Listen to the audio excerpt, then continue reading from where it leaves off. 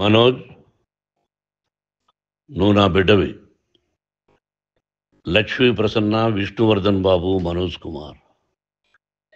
నిన్ను ఎలా పెంచానురా నేను? అందరికంటే నిన్నే గారాభంగా పెంచానురా.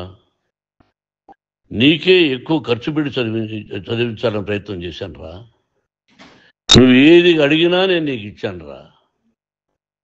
కానీ ఈ రోజున నువ్వు చేస్తున్న పని బిడ్డల గుండెల మీద తంతారంటారే, అలా తన్నేవరా.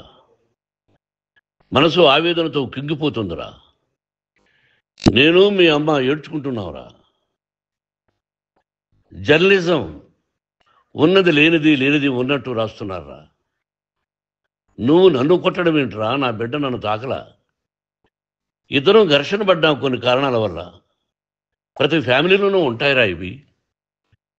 లేనివాడు ఎవరైనా ఉంటే ప్రపంచంలో ఒకరున్నారేమో, 1% ఉంటుందేమో.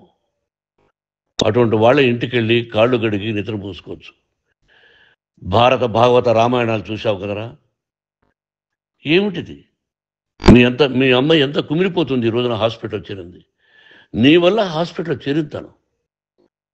చూడు మనోజ్, నీకన్నీ ఇచ్చిన ఈ రోజున నువ్వు నా గుండెల మీద తనడమే కాకుండా అపకీర్తి తీసుకొచ్చావు. ఏదేదో రాశావు, ఏదేదో చెప్తున్నావు. కొంతమంది జర్నలిస్టులు ఉన్నది లేనిది, లేనిది ఉన్నట్టు రాసేవాళ్ళ తత్వం వాళ్ళకి. ఎందుకంటే టీఆర్పీ పెరగాలి. ఇది వాళ్ళ నైజం. మనం మార్చలేము. వాళ్ళందరి మీద మన కోర్టుకు వెళ్ళలేము. వాక్ స్వాతంత్రం అంటారు, ప్రజాస్వామ్యం అంటారు. ప్రజాస్వామ్యంలో కూడా కొన్ని హద్దులు ఉన్నాయి. ఇది నీకు తెలుసు అనుకున్నా. ఎంత మంచి నటుడివి నువ్వు. నీ భార్య మాటలు విని తాగుడుకు అలవాటు పడిపోయావు. వింటున్నావా మనోజ్? ఎవరిని నమ్మాలో ఎవరిని నమ్మకూడదో పరిస్థితి తీసుకొచ్చావు. విద్యాలయాలు ఎంత గొప్పవిరా. మనం 25% కులమతాలకు అతీతంగా ఫ్రీ ఎడ్యుకేషన్ ఇస్తున్నాంరా. క్యాస్ట్ అనేది తీసేశాను రా 92లో ప్రాస్పెక్ట్స్లో. నువ్వు చదువుకున్నావురా. అక్కడ చదువుకున్న బిడ్డలు ఐఏఎస్, ఐపీఎస్ అయ్యారురా.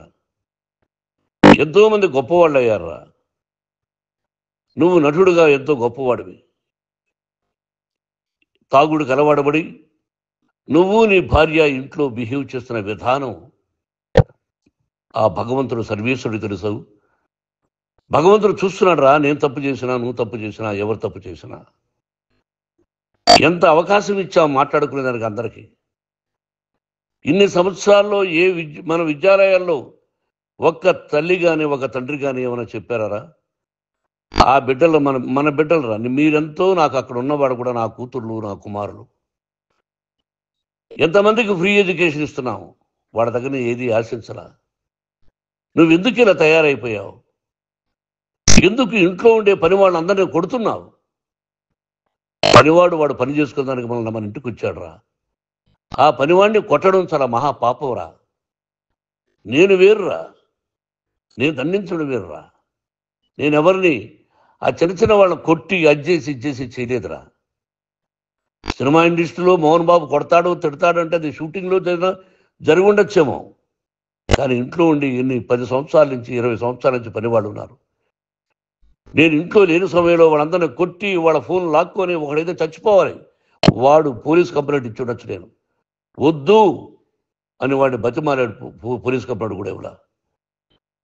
ఇంకైనా నువ్వు నీ భార్య మారి బయట ఉండండి రా అన్నాను నేను.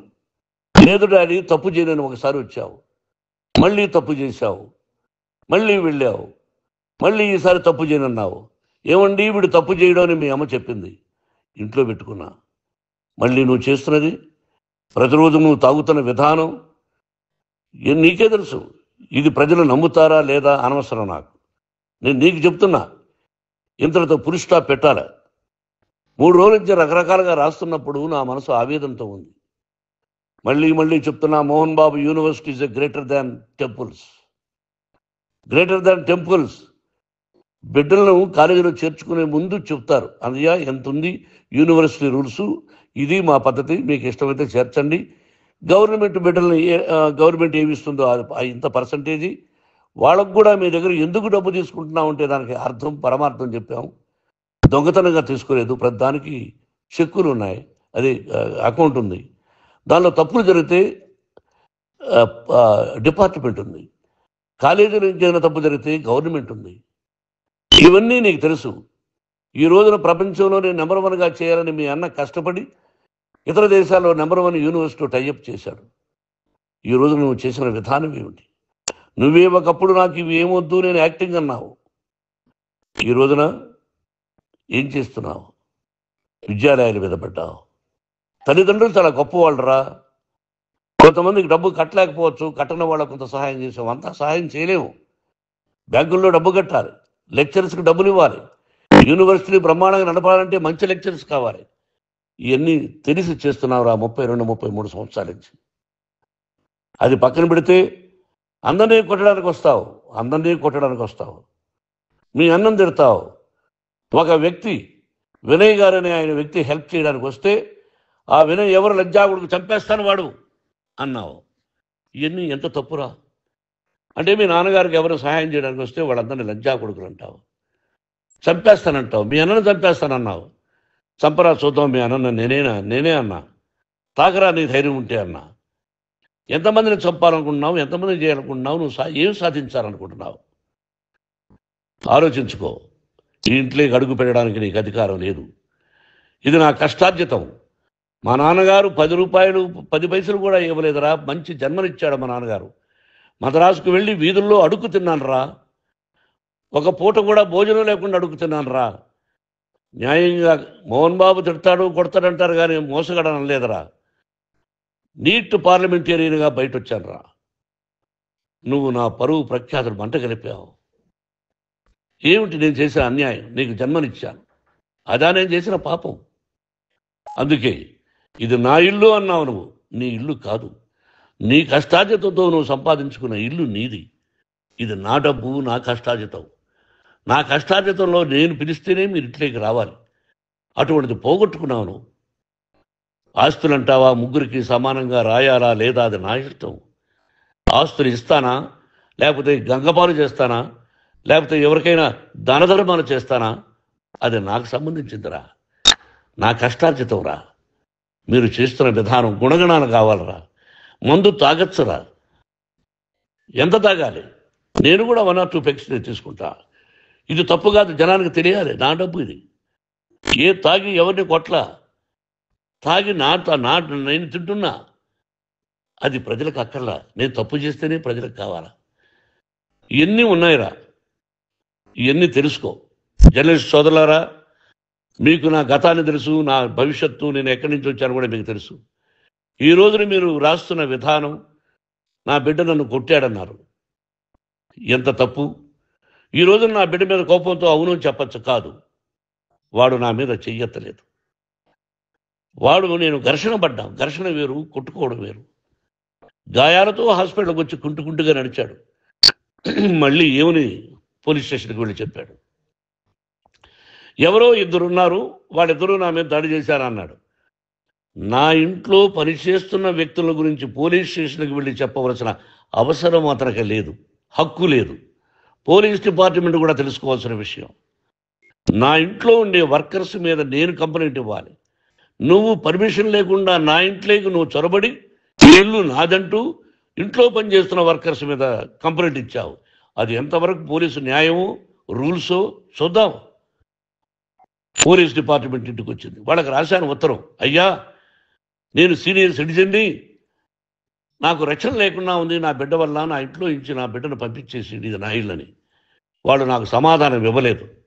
ఇవ్వకపోగా ఎవరిని పట్టించుకోలేదు. ఇప్పుడు పోలీసు వాళ్ళు వచ్చి ఏమండి రూల్స్ ప్రకారం నా బిడ్డ ఇంట్లోకి రాకూడదంటే మాకు హయ్యర్ డిపార్ట్మెంట్, హయ్యర్ అథారిటీ వాళ్ళు ఫోన్ చేశారు, మీరు ఎవరిని స్టాప్ చేయొద్దండి, బయట నుంచి ఎవరైనా వస్తే వాళ్ళని స్టాప్ చేయండి అన్నారు. 2 రోజుల నుంచి 10 మంది 20 మంది వస్తున్నారు. వాళ్ళు అలా చూస్తూ నిలబడ్డారు. వాళ్ళు ఫోటోలు తీసుకున్నారు, వాళ్ళ మీద మళ్ళీ వదిలేస్తున్నారు. ఎవరిని నిందించాలి? But I give respect to the police department. వాళ్ళకి ఎవరు ఏ అధికారి ఫోన్ చేశాడో, ఆ అధికారికి ఏ పొలిటీషియన్ చేశాడో అది వాళ్ళకే వదిలేస్తున్నా. కాబట్టి వాళ్ళు పోలీస్ కంప్లైంట్ ఇచ్చినా కూడా మేము సంబంధం లేదని అంటున్నారు కాబట్టి నేను నా బిడ్డను నిన్ను నాపు చేస్తున్నా. నువ్వు ఇంట్లోకి వచ్చే అధికారం నీకు లేదు. నువ్వు వచ్చి నీ బిడ్డను తీసుకెళ్ళు. సంతోషం. నువ్వు రాలేదు, నీ బిడ్డను జాగ్రత్తగానే చూసుకుంటావు. Take care your daughter, that's all. మీ అమ్మ హాస్పిటల్లో అడ్మిట్ అయింది. రేపో ఎల్లుండో మీ అమ్మను పిలిపించి బాగైన తర్వాత ఇదిగో నువ్వు నీ కొడుకు బిడ్డను తీసుకెళ్ళి వాడికి అప్పచెప్పని చెప్తాను పోలీసు వాళ్ళ ఆధ్వర్యంలో. ఇది 100% జర్నలిస్టు సోదరులారా, పులి స్టాప్ పెట్టండి. మీకు కుటుంబాలు ఉన్నాయి, మీ యజమానులకు కుటుంబాలు ఉన్నాయి. మీ కుటుంబాల విషయాలు, మీ యజమానుల కుటుంబాల విషయాలు మేము ఎవరు జోక్యం చేసుకోవాలా. మేము నటీనటులం. మాది తప్పుంటే నటుడుగా నన్ను ఫెయిల్యూర్ అని రాయండి, నా నటన బాగలేకపోతే రాయండి. బట్ ఇంటి లోపల సందులో నుంచి చూస్తూ తప్పు చేస్తున్నామని ఉన్నది లేనిది ఉన్నట్టు రాయకండి. మీకు నా హృదయపూర్వక నమస్కారాలు. ఇన్ని రోజులు హృదయపూర్వకంగా ఎంకరేజ్మెంట్ చేశారు. ఆ ఎంకరేజ్మెంట్కు నమస్కారం చేసుకుంటూ I love you all. I love you police department. మీరు న్యాయంగా ధర్మంగా నడుచుకోండి, ఎవరికి తొత్తుల్లాగా ఉండొద్దండి అని మనవి చేసుకుంటూ నేను సెలవు తీసుకుంటాను. Thank you very much for all the journalist. ఇక్కడ పులి స్టాప్ పెట్టండి. Thank you very much.